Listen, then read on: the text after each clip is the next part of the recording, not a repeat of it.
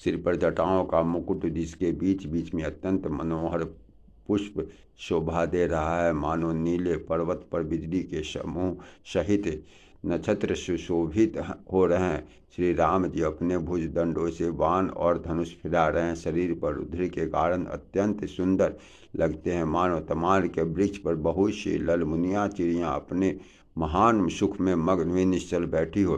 प्रभु श्री रामचंद्र जी ने कृपा दृष्टि की वर्षा करके देव समूह को निर्भय कर दिया। वानर भालू सब हर्षित हुए, सुखदाम मुकुंद जी की जय हो ऐसा पुकारने लगे।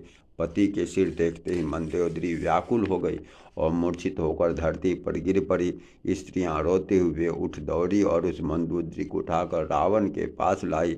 पति की दशा देखकर वे पुकार पुकार कर रोने लगे। उसके बाल खुल गए, देह की संभाल नहीं रही, वे अनेकों प्रकार से छाती पीटती है और रोती हुई रावण के प्रताप का बखान करती है। वे कहती हैं, हे नाथ, तुम्हारे बल से पृथ्वी सदा कांपती रहती थी। अग्नि, चंद्रमा, सूर्य तुम्हारे सामने तेजहीन थे। शेष और कश्यप भी इसका भार नहीं सह सकते थे। वही तुम्हारा शरीर आज धूल में पड़ा हुआ पृथ्वी पर पड़ा है। वरुण, कुबेर, इंद्र और वायु, इनमें से किसी ने भी रण में तुम्हारे सामने धैर्य धारण नहीं किया। हे स्वामी, तो अपने अपने भुजबल से काल और राज को भी जीत लिया। वही तुम आज अनाथ की तरह पड़े हो। तुम्हारी प्रभुता जगत में प्रसिद्ध है। तुम्हारे पुत्रों और कुटुंबियों का बल का हाय वर्णन ही नहीं हो सकता। श्री रामचंद्र जी से विमुख होने से तुम्हारी ऐसी दुर्दशा हुई, आज में कुल में कोई रोने वाला न रहा। हे नाथ, विधाता की सारी दृष्टि तुम्हारे वश में थी। लोकपाल सदा भयभीत होकर तुमको मस्तक नवाते थे कि दुहाय, अब तुम्हारे सिर और भुजाओं को गीदड़ खा रहे हैं।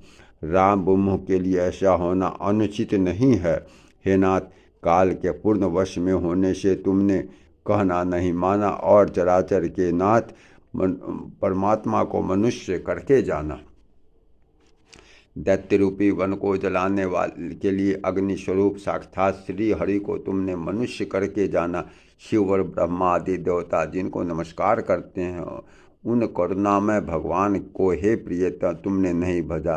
तुम्हारा यह शरीर जन्म से ही दूसरों से द्रोह करने में तत्पर और पाप समूहमय रहा है।